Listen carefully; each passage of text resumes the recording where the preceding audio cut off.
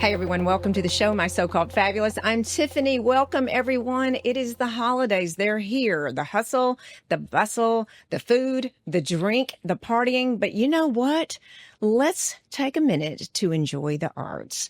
And that's what we're doing today. I'm so blessed to have these two fabulous, talented men on the show today. So from Texas Ballet Theater, I have Tim O'Keefe, the artistic director, and Andre Silva, principal dancer. And y'all, Nutcracker's here. So let's get started on My So-Called Fabulous. Guys, welcome to the show. Thank you. Thank you. And I have to laugh because it took me a couple of times to get this, but then I thought, y'all have had to start over a few times in rehearsals, right? That's all we do all day long is start over and over and over again. Right. I get it. Repetition. I to be a dancer. I know, and I rarely do this, but these two fabulous men in the studio today are talking to us about Texas Ballet Theater. And I had a question for you both, because I have a friend that was in Fort Worth Ballet and then a friend that was in the Dallas Ballet. What happened and when did it happen? Because you guys were here in the early 2000s. So give us the fruition of the Texas Ballet Theater. Well, when I came in 2002, the company was called the Fort Worth Dallas Ballet, and there were two separate boards, and basically the companies in Dallas had closed, and so they were just kind of renting the Fort Worth Ballet, the old Fort Worth Ballet, to come over.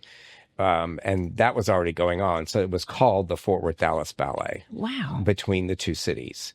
But there were two separate boards. And a few years after being here, the artistic director, Ben Stevenson, who I worked with in Houston Ballet, who came up here and became the artistic director through his, his motivation and talking with the board. And we really wanted to join the boards and join the forces between Dallas and Fort Worth to have one arts organization that would represent both cities.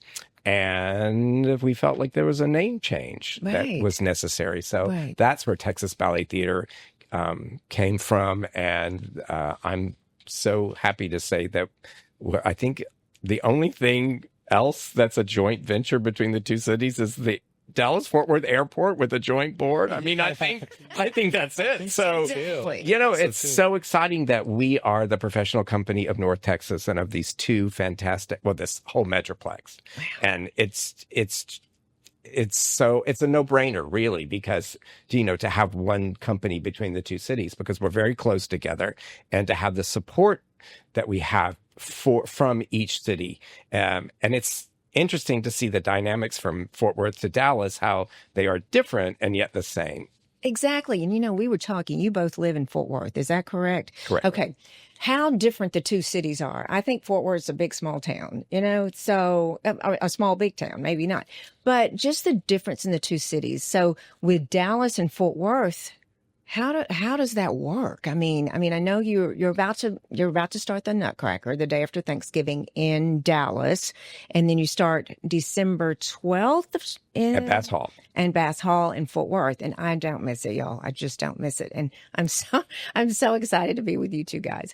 But how do you blend those two cities? It's Alpha and Omega. Wouldn't you think, or not? Or Andre can speak to this, but I just see so many similarities. I just see we go in between the two cities so much. We perform in different, and the audiences love us in both cities.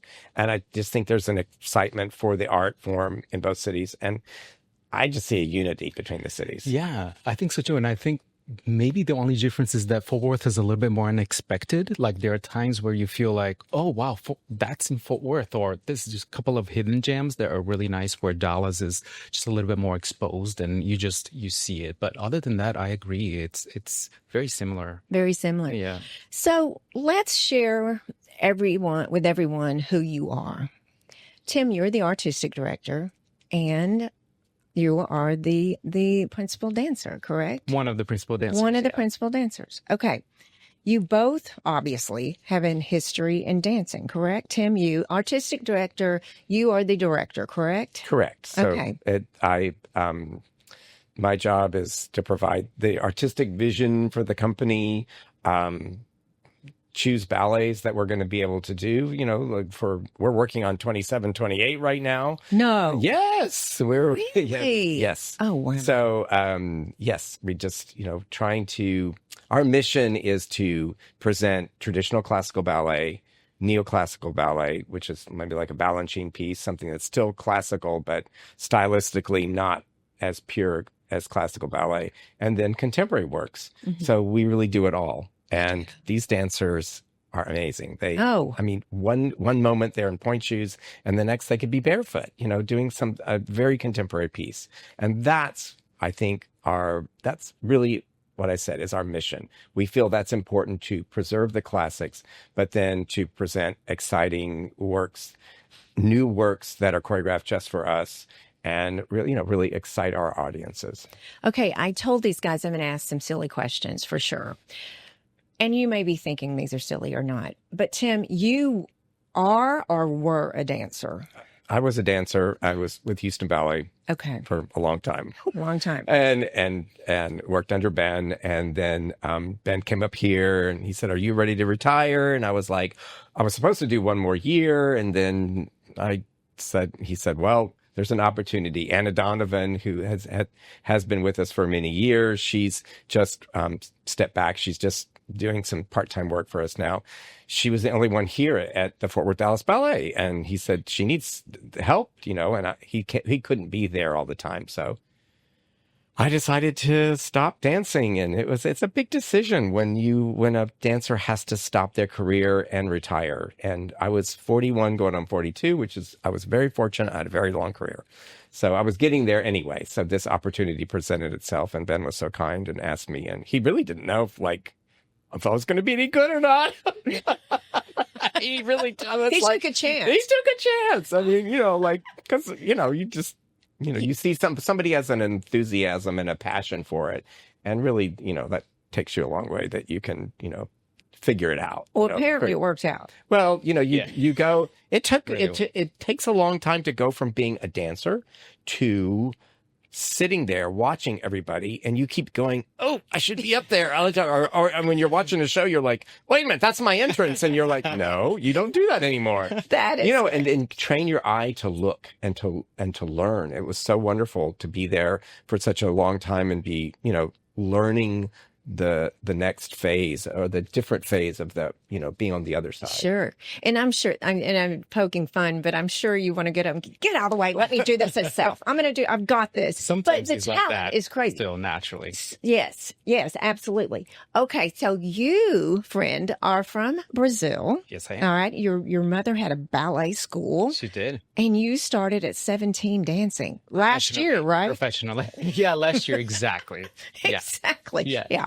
So tell us about you. Tell our listeners. Yeah, so I was born and raised in Brazil and started my dance training at my mom's school. And then probably at my early teens, I already knew how ballet and dance was huge in the United States. Like that's where, dancers wanted to be at. American Ballet Theater, Michael Baryshnikov, Cynthia Harvey. That was sort of my generation of looking up to dancers. So that's what I wanted to be. I wanted to be a Michael Baryshnikov. I wanted to, have an American dream and have a career. And I said, "Mom, put me in private English school." I was already studying English at 9 years old, privately. Wow. But participated in competitions, and then they got a couple full scholarships to the U.S., like in Orlando Ballet, and then went to a boarding school in Florida, and I spent a year there. And a lot of people were going to Houston Ballet Academy at the time. It was sort of like the school to go to, was popular. The training was fantastic, exceptional.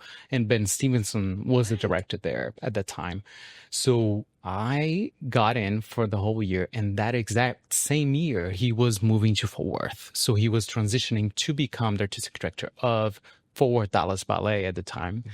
And so I auditioned that same year as I wanted to work with him. And that's when I got in at 17 as a quarter ballet, which is a pretty big contract to start a company. Normally you start as a trainee and an apprenticeship, an apprentice, and then a quarter ballet, then a soloist, then a principal.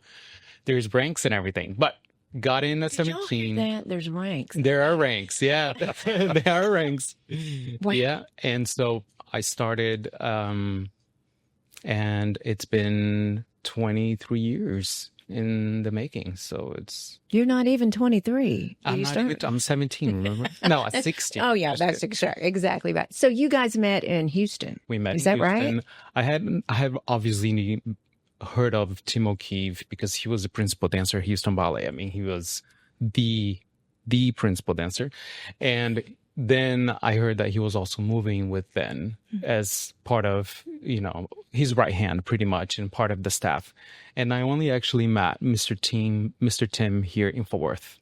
Wow. And yeah, And you came here. and I came here. What a blessing. It really is I mean, Major what blessing. a blessing. What a blessing. major. So, what is it like?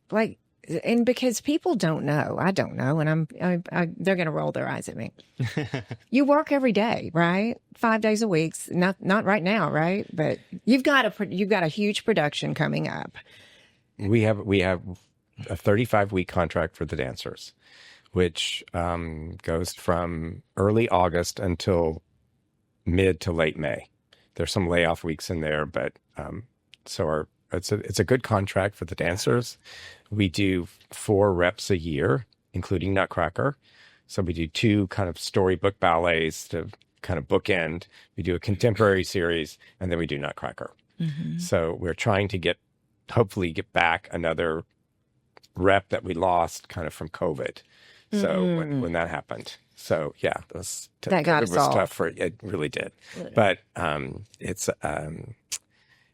this is the professional job of the dancers.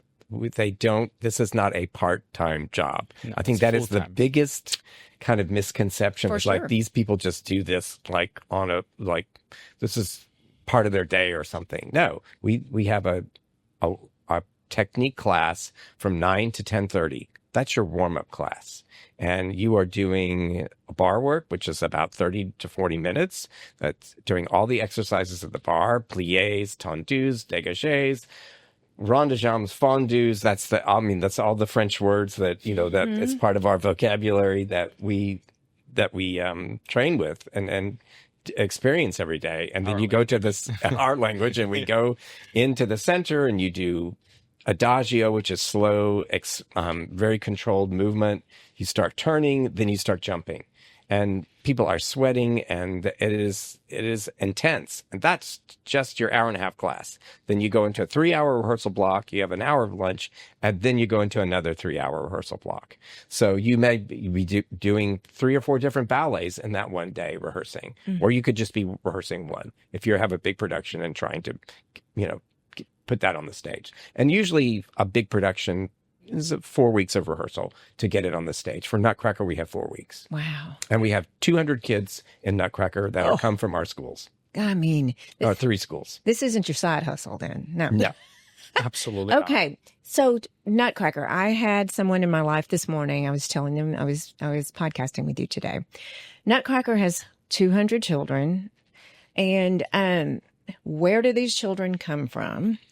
They come from our Dallas Richardson School. Will pull from McKinney, Frisco, all of the North Dallas community. We have a lovely school there that has been renovated. We have a new school at Dallas Preston Center, which is amazing. So we have kids from that school. I think that is probably the most exciting thing that we have that actual in Dallas presence right now.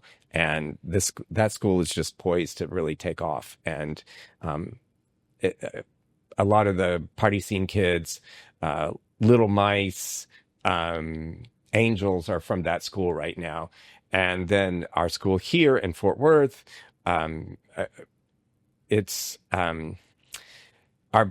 we are in a capital campaign. Our building is being renovated as we speak. We have a move-in date of April 1 for this amazing new facility that we're going to have here in Fort Worth. It's on Mall Circle at the Ridgemar Mall. I don't know if you knew it's kind of by the Dillard's outlet. There's a freestanding building which we own, and 2/3 of the building is being redone. We're going to move into the big part of the building in April, and then the section that we're in right now will be the last part to be redone, which will it will be 7 studios. Wow. With a Pilates studio and physical therapy room. There is a what we call the dance lab in the middle, which has 250. It's a 250 seat theater. It's a studio that turns into a theater. So Texas Ballet Theater is expanding. We are expanding for the community. We are expanding for the future. We are for the future of ballet in North Texas. But these buildings impact our community, our schools, what they mean to the students that are interested in this art form. And ballet, it's, not everybody is going to become a ballet dancer. It's true. I mean, those ballet schools feed our company. And if you're in our school and, you are kind of on a professional track, one day you're going to be on the stage dancing as a professional dancer. Wow. But also the students that just maybe they're not going to become professional dancers. Ballet is such an incredible art form that not only teaches poise and confidence and concentration and dedication and working with a group. Right. I mean, it just gives you so much as a person. And any college that you apply for, once they see that you've been a ballet dancer or are interested, they know the dedication and the seriousness of discipline, commitment, all of these words. I mean, that's the impact that we have on the community. And there's so many parts of the community, so many children that we get. We have an outreach program that's called City Dance, and we're in 62 schools throughout the Metroplex, and we provide for free training in the schools to kids that might not, otherwise be able to experience that. Exactly. And we have kids that come from that are in scholarship that come to our schools. So we have an impact in the community. It's not, of course, it's about putting amazing things on the stage and thrilling the audience and developing that. But it's also the community, what we mean to the community and what we can provide. Yeah. And that's so important that our board has dedicated so much time and effort and vision to these 3 different schools that we're going to have very soon. Back in 2000 and early 2000, did you have this passion that you have right now? I mean, you're kind of shaking, Tim, because you're so passionate about this. I don't know. I've just always liked to dance. I mean, that's who I am. It's just something that's natural to me. Yeah. My sister used to come home. She's 8 years older than me. My brother's 11 years older, so I didn't really see him, but I saw my sister and we were really close, and she'd come home from the school dances, show me what they were doing. So she danced with me in the living room. And this was as a little kid. I was just, I had rhythm. I could move, and then we would, and I just knew that I liked to dance. It was just kind of organic. I didn't even know. I didn't take my first class until I was 15. Really? I didn't know you could take a dance class. Whoa. My whole family was sports. Now that's late. Yeah. That's late. That is my family was not in the arts at all. They were sports. Amazing. So when I started doing this, they were like, well, that's kind of interesting. And I was the last kid, so they didn't really care. I think they were like, yeah, whatever you want to do. Baby, whatever. You'll raise yourself. Yeah. You're good. So, I started in tap and jazz. Yeah. And then I started to take ballet at 17, which is like late. Considered I mean, that's yeah. late, but you're giving kids hope that you can start late. Exactly. Because Andre, we were talking, you were in your mother's ballet school. Yeah. At what age did you start with her? At 4. At 4. Yeah. Okay, that's early. Okay, so. No, that's not. That's a lot of kids start at 4. I mean, we have a lot of little ones in the school. Yeah. Little Cracker. I mean, you look at that and just go, wow. And what is amazing to me and to followers as well, I didn't know these kids were trained. Like, I just thought they just had an all call and came in. I did. I'm not kidding. But yeah, now you're setting the record straight. Well, also it's great at Bass Hall. We do the children's education program. We do for the second grade. We do Peter and the Wolf for every school in Fort Worth can come in for free, which is such an amazing program. Amazing. And then for third grade, they come in to see the Nutcracker, the first act of the Nutcracker. So a lot of kids are sitting there and going, well, wait a minute. All the kids that are in the party scene, because the Nutcracker starts off with a big party scene in the Stahlbaum's lovely home, and it's Christmas. There's the Christmas tree, and it's all about, you really get, oh, we're having a Christmas party here. So the kids look at the kids on the stage and go, well, how did they get up there? I want to do that. I mean, it's great. That's a spark. Yeah. I mean, you see so many of them, they draw drawings and they write you thank you cards and like what it meant to them and the impact that it had to them. That's amazing. Artistic expression. Yeah. And it's Get like inspired. It's like a light bulb that goes up and go, wait a minute, I want to do that. Sure. I know. Andre, talk to us about injuries. Because it has to be a thing, of course. Oh, it's part of the career. Tell me about it, because y'all were saying physical therapy and you have a therapist. And so tell me about injuries and how you overcome it. I mean, it's a very common part of being a dancer. The way that dancers try to approach it is by thinking as in strengthening them back into their training, into dancing again. But it's really a mental aspect, like, because it can really just make you feel like, you're staying behind. But it's like once you get injured and you have physiotherapy done, it gets you back on your feet. But it's a sense of like, it's a restarting point, because you get injured, which is normal. I mean, sometimes those injuries happen in the most random ways. Like it could just be a little slip on the street and you're out. It's not even from a huge jump or from something else. So that's just always disappointing as a dancer when things happen so like that. And then again, I always think of this as in like, it's always a mental growth, because above the recovery process, you have to mentally be prepared to take on that recovery process and then come back to it. And most of the times I feel like you come back to it stronger, because you've sort of, it puts you down and you sort of want to make yourself back, and you just feel stronger.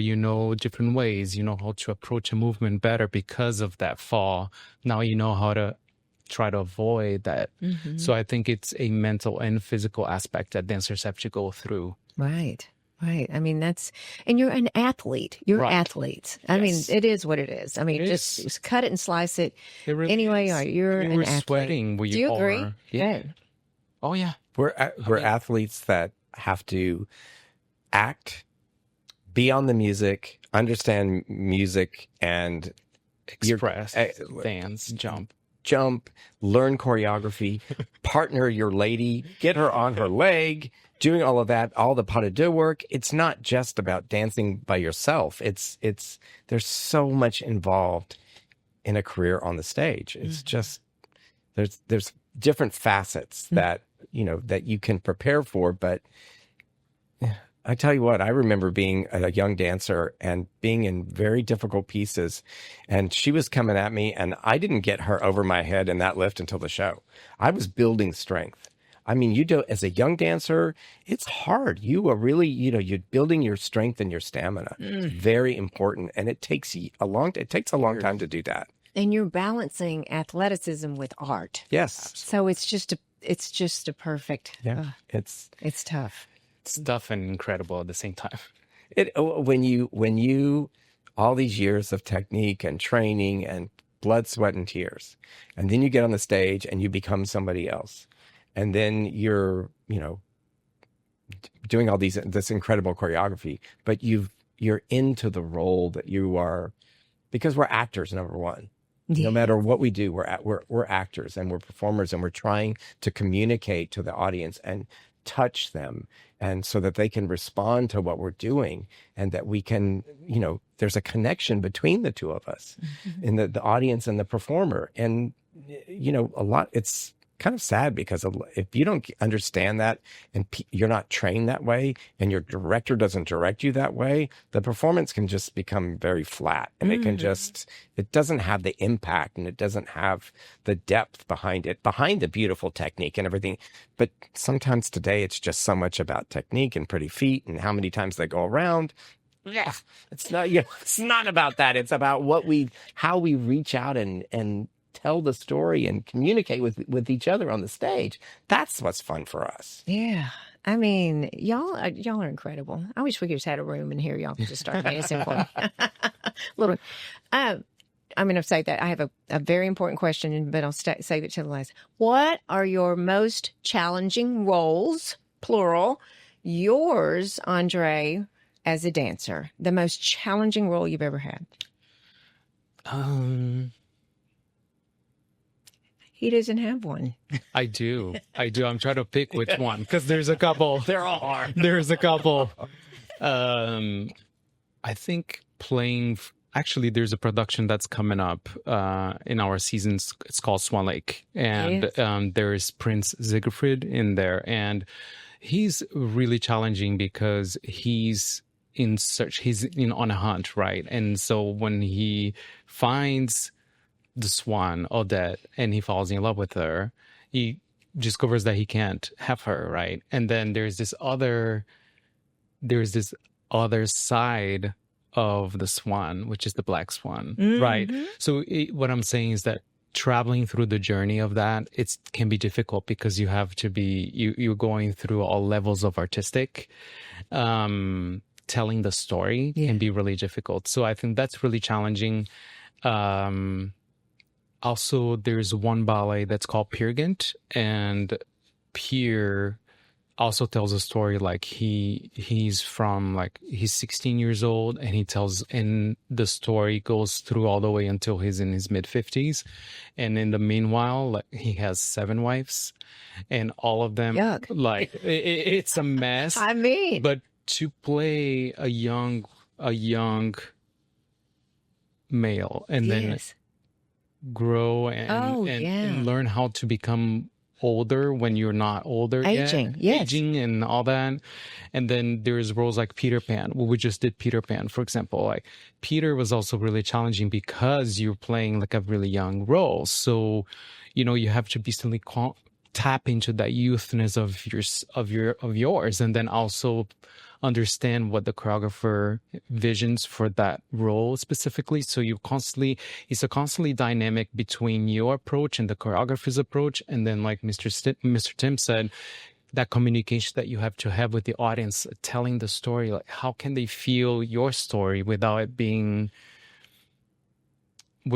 fake? Does that make sense? We don't have words. It's all body language. It's all expression in the face. And luckily Mr. Tim, it's an incredible artistic coach, and he's able to guide us and lead us in the most incredible ways.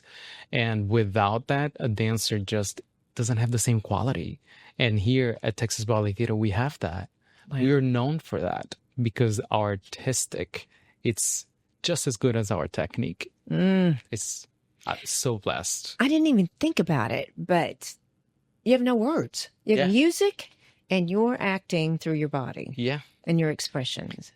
You have internal dialogue, and you might be doing a movement and saying, it's like, oh, I love you, but you have to communicate that through, a step or, like arm with what you're, an arm. Yeah. I mean, and the audience has to get that, right. So has to understand it. It's an interesting concept. And you, like Andre said, you can't just try to put it on. It has to be real, and it can be. And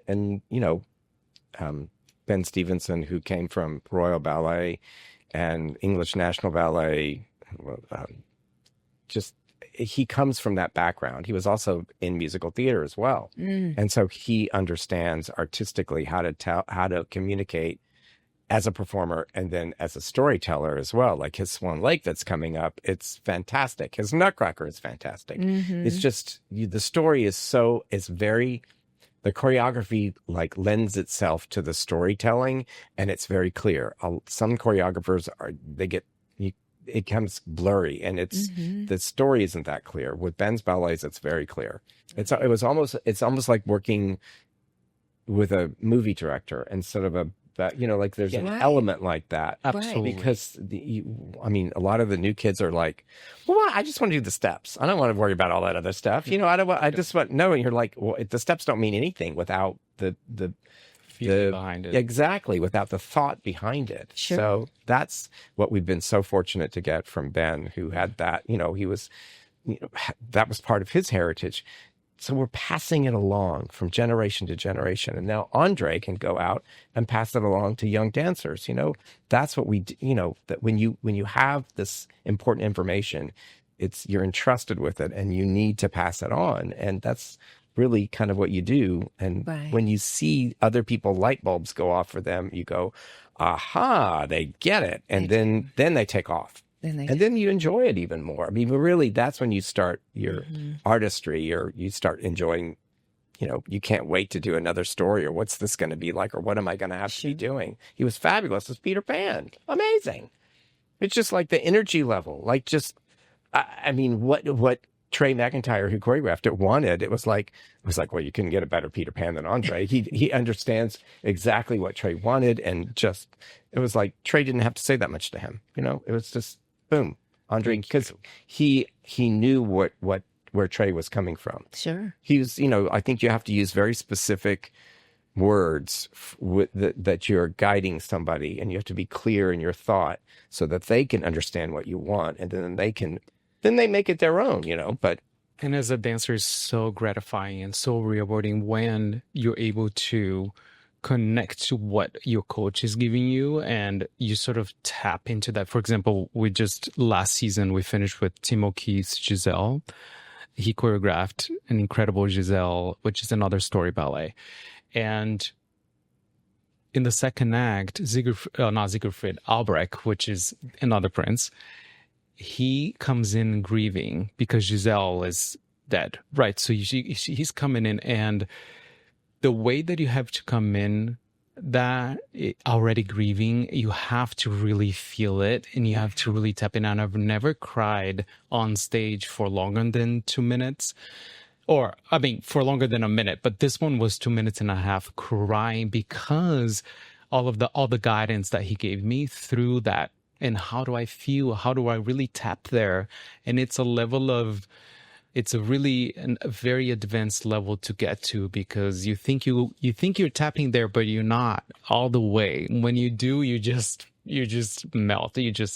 So it's so incredible. It's so incredible when you learn how to do that, but by guidance. I think you can't do it without guidance. No. And I think Ben, our legendary Ben, gives you that as a storyteller, but now as well, Tim gives us, the dancers, that. And there's nothing more gratifying and beautiful to watch and to dance than see a dancer tapping into those vulnerable moments. Sure. And that's how you're going to relate to me, right? When you're sitting in the audience. So you want to relate to that grieving in a way, because that's what the story is. Right. You want to make you cry with me, It's kind of exciting because we have these older ballets, Swan Lake, Giselle, Nutcracker, Sleeping Beauty, all the ones that are in our rep that are traditional ballets, but with the storytelling, they become fresh again. Yeah. The story's there and it's dynamic. It's not something like, oh, I don't want to go see that because that's from yesteryear and that's not relevant anymore. It is. The impact that it has on the classicism and what you can.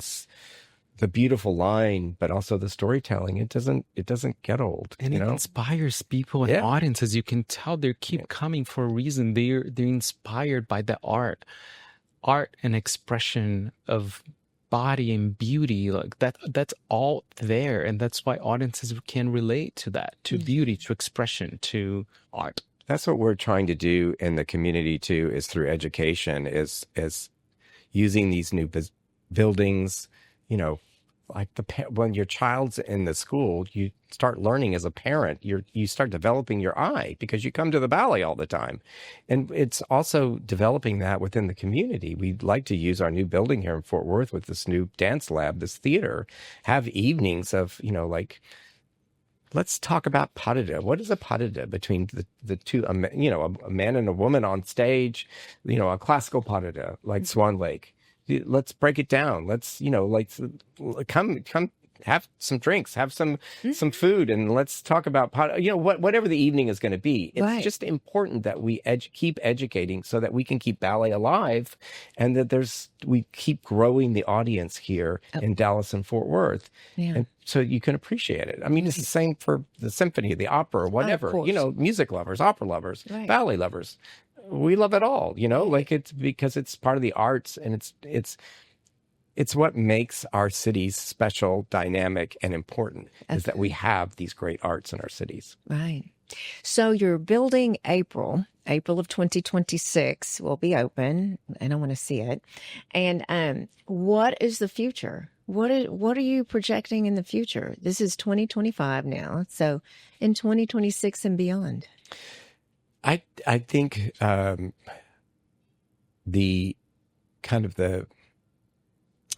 I think the name of Texas Ballet Theater with these new buildings, certainly within the school community, I think it's going to take a big jump.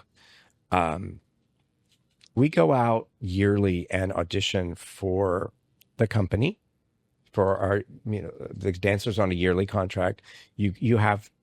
I go to cities all over the country.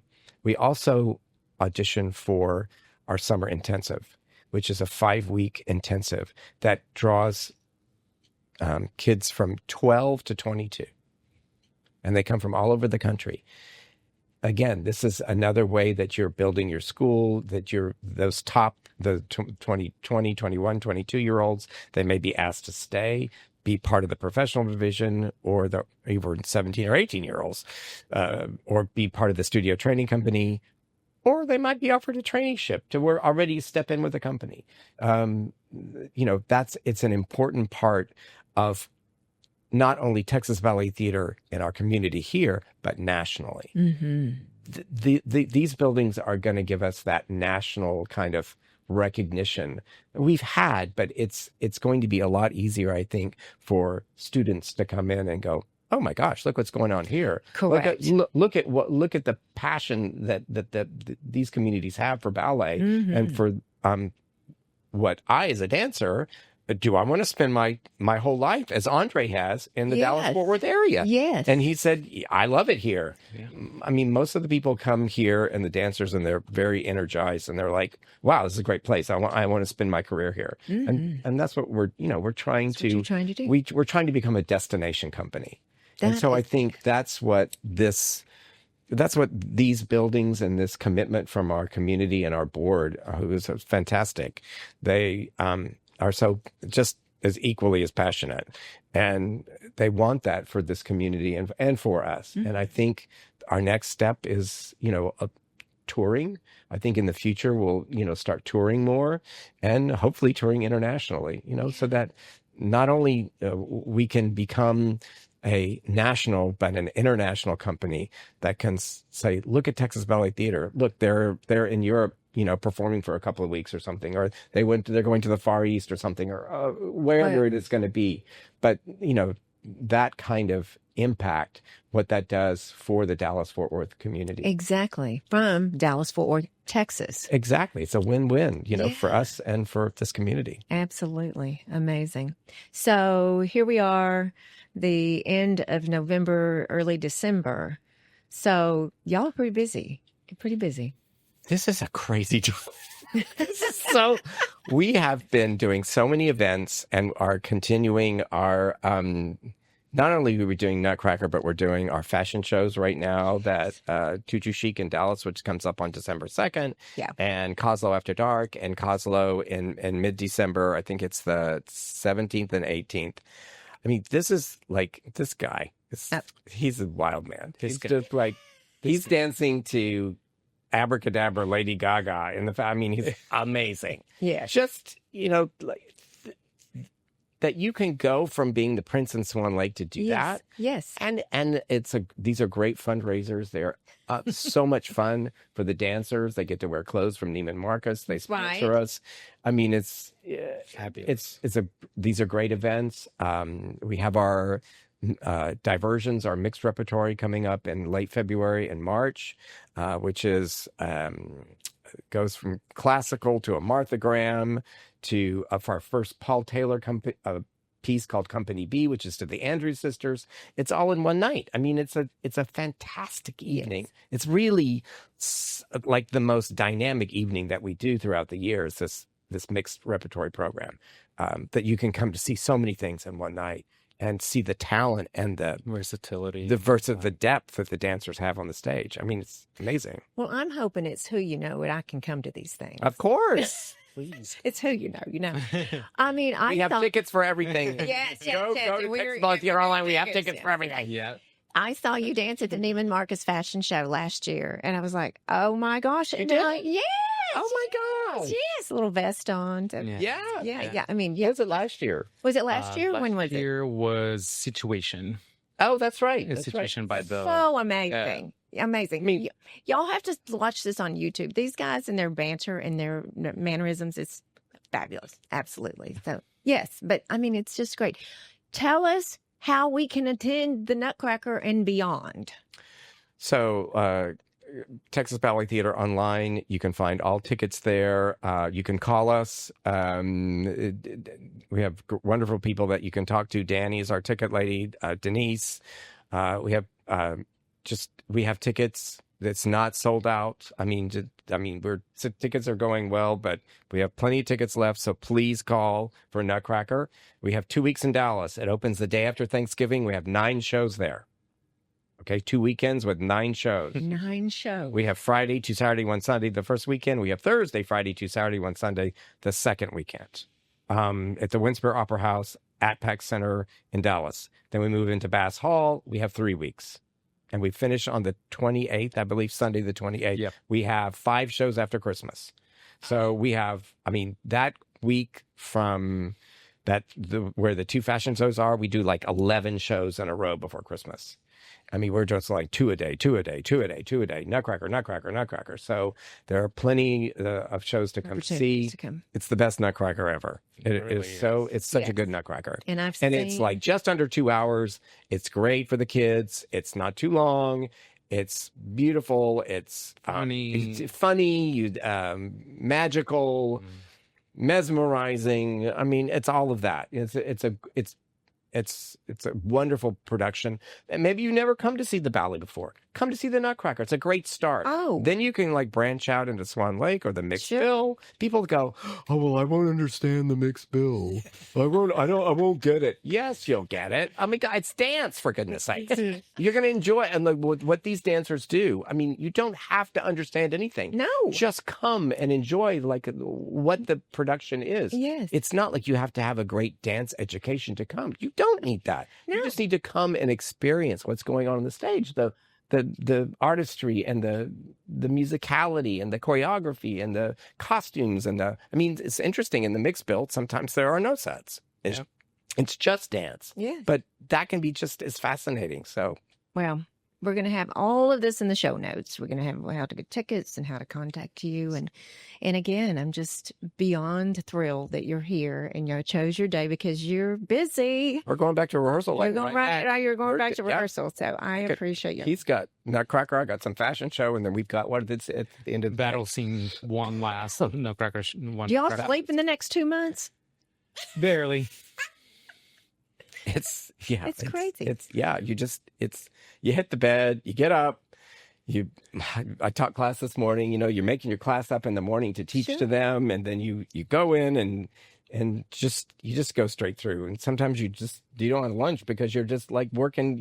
There's so many people that need things I mean, there are different types of artistic directors. Some artistic directors are like fundraisers, and they're out and they're really never working with the dancers. This And they're type like of artistic director, he's multitasking. He's doing everything. That's He does another class, ballgame. he does choreography, like- he does rehearsals, he does meetings, he does. I mean, He's just incredible. there's a lot, but There's a lot.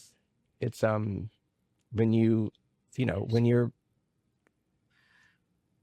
when you have been with this company for a long time and you've seen the progress and the trajectory, and you get to work with people like this Mhm. who give back so much every day and make your job, I mean, like, they inspire you, when you go into the studio and when you're just even choreographing something like fashion show and you're working and you're like, my gosh, you're inspired by the people that you're working with. Mhm. I mean, That's great. You can't, but that's not a job. Yeah. Exactly. I mean, it's Yeah. I don't know. It's So something that unique. it's, it's that The you're passion the y'all passion, have but is- you're able to kind of give back and then they give Receive back to as you. well. It's like, Mhm. like Ben Such says, a- it's like tennis. It's like, he's going to hit the ball to you and you better be inspiring and hit it back. Hit it back. You got you need that two-way. Right. It's not just a one-way thing. They're not just blobs over there standing there and you have to create no, they do something, you go, oh, I love that. No, do that. Or no, let's try it that way. Or what, Yeah. that it's like I'm doing a bolero and Andre's the main focus in the bolero. And we've been working together doing that. It's And like a 15-minute solo, pretty Kind of. much. And there'll be other people in it. there but, will be. but Yeah, it's, But still. yeah, it's just been kind of amazing to kind of it was kind of like me with Ben. When you work with somebody for such a long time and you know them, there's a comfort level there. It's the same thing with us. I think, that there's a comfort level Mhm. that, I can say something or I want to, and I was like, he'll get it. He'll know exactly what I sure. want. Or, when you have that, you want to kind of, Yeah. you want to exploit that and you want to, of course. but the people that, Inspire. yeah, exactly. Inspire. And there's a constant challenge as well. Like there's always room for even more like growth in there. Yeah. And I am also in the same way as a dancer, as artists. A lot of the artists don't express enough how much we are also so inspired. We are Yeah. those are our leaders. These are our mentors. This is what we look up to be. This is Sure. we are so passionate as well. We are Oh. so almost speaking for myself, I'm obsessed, right? Like I'm obsessed with the art He form. choreographed. I mean, he already experienced that, But, trying to get young, It's in people there. that, yes. Yes. But I'm also obsessed with my leaders. Like I can go on and on, but I am so privileged and honored to work with such incredible Oh, leaders and Talent. mentors. And Tim O'Keefe is really someone that And I'm so fortunate because I have Lee and Lynn and his wife, Kathy Borkomsky Incredible. Lee, who I danced with in Houston. He's assistant artistic director. She's principal rehearsal director. they're I mean, incredible. like we all speak the same language. Sure. We all are, like it's like so interesting. Everybody has their strengths. Yeah. Like you really, get that. So it's a well-rounded, Mhm. I think, staff. Yeah. That way. Well, you guys have inspired me, and I know you have so many in both of our audiences, and I cannot tell you how much I appreciate you spending the time because I know you're so busy, and I hear it, though. And we are going to share this with our audience. And, as a community, we have a responsibility to keep the arts alive, and I'm going to do as much as I can to help, for sure. Because Thank you. it's so easy. I mean, I'm guilty. I mean, I like just sit home, watch Netflix or whatever. But Oh. when you come to the theater and you see something live, there's nothing like it. You can't dance on video. It's flat. Sure. I mean, it's not the same as seeing a live performance. No, Seeing it's what not. him on the stage live. You're not to have that experience, and you need to come to the theater, and for anything, just come out and see us. Yeah, Well- a live experience. Yeah. Well, we're going to do that. And thank you again for coming here today. I just appreciate it so much. It's a joy to meet you. I'm a little starstruck earlier. Anyway, but thank you so much. And y'all, thank you so much for following along. You're going to see me. I'm going to go tour the school, and I'm going to share that on my accounts, and just, again, show how important it is to be involved with this community and the arts and the talent that we have right here in the Dallas-Fort Worth area. And y'all, I know I say it every single Tuesday, and I'm going to say it again today. Keep being fabulous.